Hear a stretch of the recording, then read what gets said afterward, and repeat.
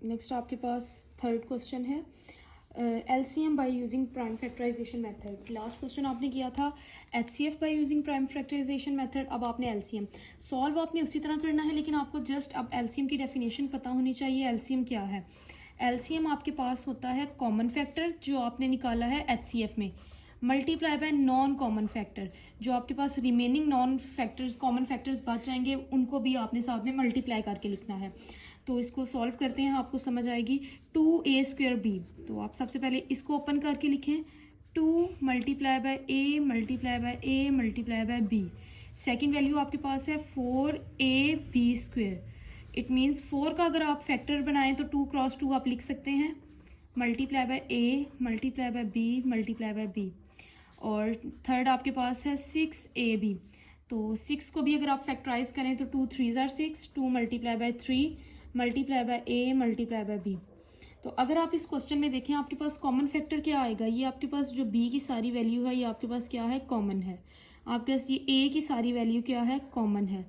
तो last one आपने देखना है कौन सा कोफिशिएंट कॉमन है। तो अगर आप देखें तो 2 आपके पास तीनों की में कॉमन है, तो आपके पास जो कॉमन फैक्टर आएगा वो आपके पास क्या आ गया है, 2ab। अब रिमेनिंग जो आपके पास वैल्यूज रह गई हैं वो है a, 2, 3 और b। ये आपके पास नॉन कॉमन फैक्टर है, 2 मल्टीप्लाई बाय 3 a और b, ये आपके पास नॉन कॉमन फैक्टर है। 3 2 ज़ार 6, 6ab। इट मीन्स आपके पास जो कॉमन फैक्टर का आंसर है वो 2ab है, नॉन कॉमन फैक्टर का आंसर है 6ab। तो आपके पास जो एलसीएम का फाइनल आंसर आएगा वो आपके पास है common factor multiply by non common factor. तो देखिए कॉमन फैक्टर आपके पास क्या है, 2ab multiply by 6ab, 6 2 tsar 12, a और a² b और b² ये आपके पास फाइनल आंसर है। एलसीएम का आपने यूज़ किया है प्राइम फैक्टराइजेशन का मेथड, जिसमें आपने 1 बाय 1 पहले कॉमन फैक्टर निकाला है, देन आपने नॉन कॉमन फैक्टर निकाला है, और जो आपका फाइनल आंसर आया है वो 12a² माइनस a² b² है। आपके पास सेकंड पार्ट है इसका x² plus x³ plus x²।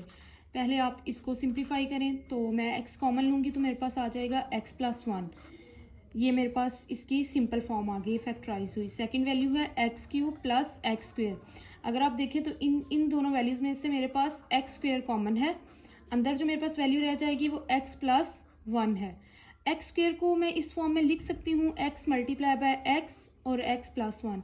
Open मैंने इसीलिए किया है क्योंकि मैंने इसका कॉमन फैक्टर भी निकालना है और नॉन कॉमन फैक्टर भी। नेक्स्ट पेज पे इसको अगेन लिखेंगे। फर्स्ट मेरे पास है x इंटू एक्स प्लस 1, और जो सेकंड वैल्यू मेरे पास है वो x मल्टीप्लाई बाय x और x प्लस 1।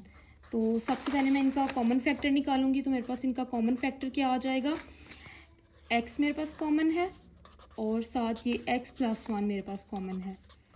नेक्स्ट मैंने देखना है कि इनका नॉन कॉमन फैक्टर कौन सा है, तो जो रिमेनिंग रह गया है, रिमेनिंग जस्ट x रह गया है, वो नॉन कॉमन फैक्टर है।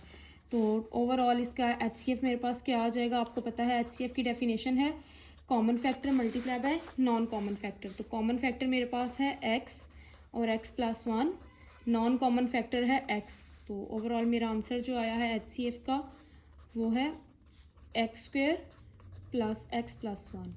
ये फाइनल आंसर है जिसमें मैंने एचसीएफ में को भी एचसीएफ का कॉमन फैक्टर और नॉन कॉमन फैक्टर दोनों को मल्टीप्लाई करके एलसीएम निकाला है। थर्ड पार्ट है a² minus 4a plus 4।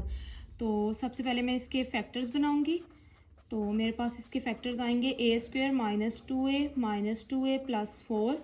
Common लूँगी जैसे हमने प्रीवियस क्वेश्चंस में लिया है, a plus minus two common लिया तो a माइनस 2। तो जो दो फैक्टर्स आए हैं वो a माइनस 2 और a माइनस 2 है मेरे पास। सेकेंड वैल्यू है a² minus 2a, a common लूँगी तो मेरे पास आ जाएगा a माइनस 2। तो अगर आप देखिए इन दोनों क्वेश्चंस में जो कॉमन फैक्टर है वो आपके पास क्या वैल्यू है कॉमन फैक्टर की, a माइनस 2। तो ये मेरे पास कॉमन फैक्टर है दोनों में, a माइनस 2। तो अगर मैंने नॉन कॉमन फैक्टर निकालना है तो रिमेनिंग जो a और a माइनस 2 मेरे पास रह गया है ये मेरे पास नॉन कॉमन फैक्टर है। तो ओवरऑल एलसीएम जो मेरे पास आ जाएगा, एलसीएम, ये लास्ट क्वेश्चन में मैंने एचसीएफ लिखा है, ये एलसीएम। तो जो मेरे पास एलसीएम आ जाएगा वो है common factor multiply by non common factor. तो कॉमन फैक्टर है a minus to, non common है मेरे पास a माइनस टू और a। तो जो एलसीएम का कंप्लीट आंसर आएगा वो है a और a minus two power two. Power two का मतलब है कि ये 2 टाइम्स आ गया है। ये आपने लास्ट क्वेश्चन में भी ठीक करना है। ये एलसीएम हम निकाल रहे हैं, हमने एचसीएफ नहीं निकाला, हम एलसीएम सॉल्व कर रहे हैं। आपके पास पार्ट 4 है x4 minus 16 x cube minus 4x।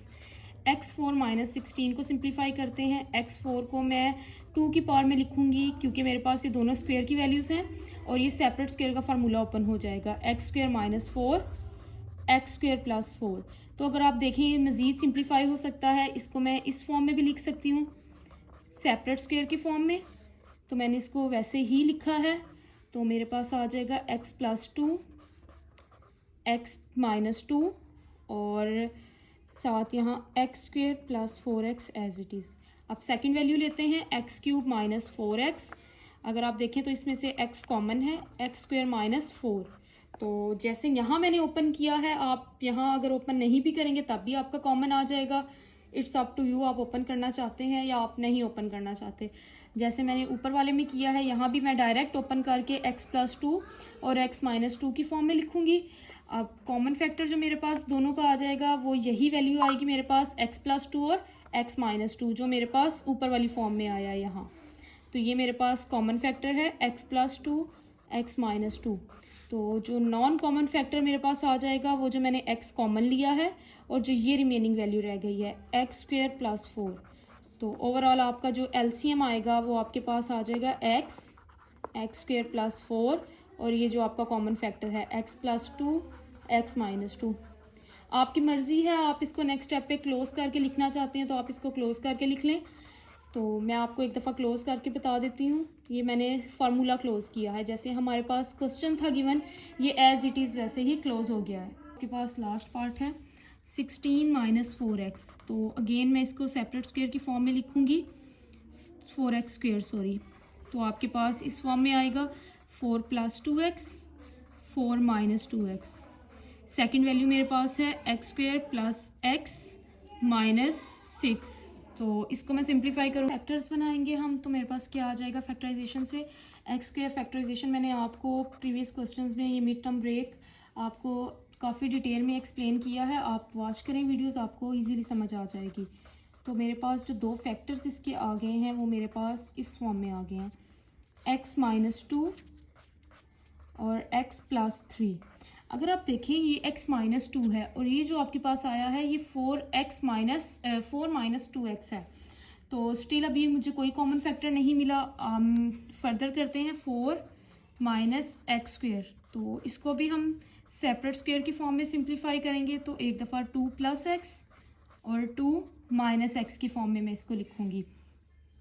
Observe करें तो कोई भी कॉमन फैक्टर आपके पास नहीं आ रहा, लेकिन अगर अब मैं इस वैल्यू में से और इस वैल्यू में से ओवरऑल इनमें से मैं अगर 4 कॉमन ले लेती हूँ, तो आप सेपरेट सेपरेट भी ले सकते हैं, लेकिन मल्टीप्लिकेशन है मैं ओवरऑल कॉमन लूँ तो मेरे पास आ जाएगा 2 प्लस एक्स और 2 माइनस एक्स। तो अभी भी मेरे पास कॉमन फैक्टर है लेकिन इशू इस वैल्यू में आ रहा है। तो अगर मैं इसमें से माइनस कॉमन ले लूँ तो मेरे पास 2 माइनस एक्स आ जाएगा, ऑपोजिट साइन हो जाएंगे ना, शिफ्ट हो जाएंगे साइन, और ये x plus 3 as it is. तो मेरे पास कॉमन फैक्टर आ गया है। तो जो मेरे पास कॉमन फैक्टर आया है वो है 2 माइनस एक्स। अब जो इसमें भी था, इसमें भी था और इसमें भी था। अब जो आप मेरे पास नॉन कॉमन फैक्टर है वो मैंने देखना है, वो है 2 प्लस एक्स, जो रिमेनिंग वैल्यूज़ हैं x प्लस 3, माइनस का साइन भी साथ है, 4 2 प्लस एक्स मेरे पास कॉमन फैक्टर में नहीं वो नहीं था, ठीक है, और 2 प्लस एक्स मेरे पास ये सारी वैल्यूज़ जो आ गई हैं ये मेरे पास नॉन कॉमन फैक्टर में आ गई हैं वैल्यूज़। तो मैं इसको एक दफ़ा लिखूंगी एलसीएम की फॉर्म में।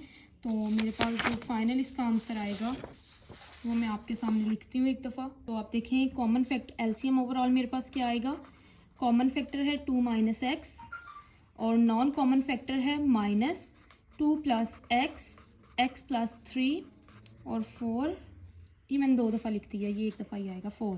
ये मेरे पास कॉमन फैक्टर है। तो ओवरऑल एलसीएम जो मेरे पास आ जाएगा -4 2 माइनस एक्स, 2 प्लस एक्स और x प्लस 3, यही आपका एलसीएम है।